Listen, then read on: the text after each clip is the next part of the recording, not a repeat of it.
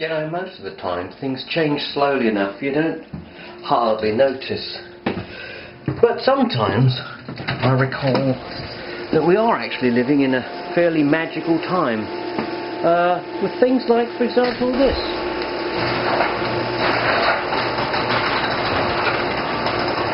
It's a magical servant. It opens the door for me, and I can command it to, with the press of a button.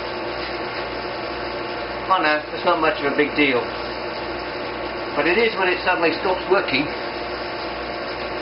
like it did a couple of days ago. So I took it down, opened it up, checked all the mechanicals, because you can see the mechanicals, they're easy to check. You look at them, you see how they're supposed to work.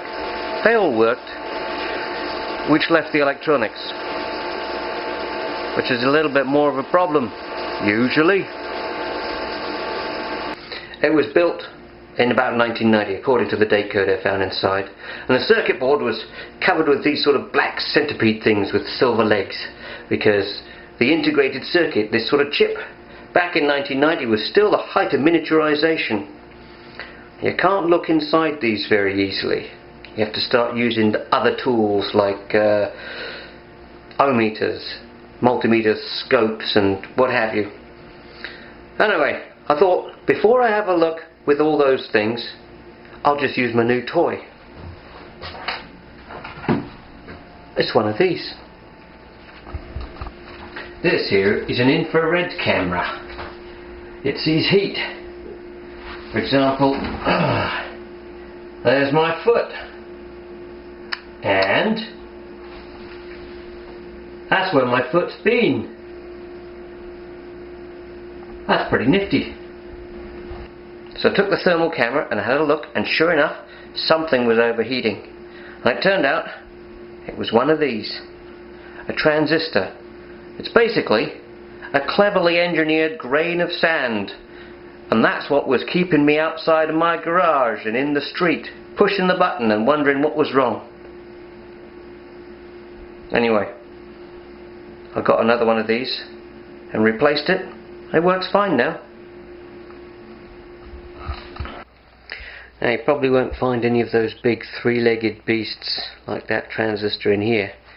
This will all be substantially smaller components and technology in there.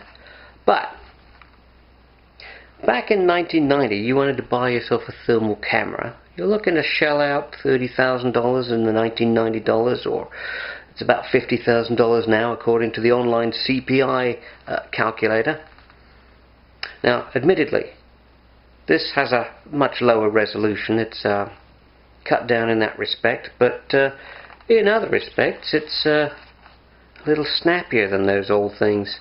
So it's amazing that I can actually go to a store and throw down about as much as a really nice sofa, I suppose, and get myself a piece of equipment that I've always kind of dreamed about having. And the difference is 20 years. Now, of course, 20 years prior to my garage door opener being made, what were people doing back then? Well, some of them were walking on the moon. So I suppose it's not just our equipment that's gotten smaller and cheaper. Perhaps our vision for humanity has shrunk a little too. Hey, but you know, we got nice phones that we can carry around with us and play games on, actually, in the end, more often than we talk to people. But that's progress, eh?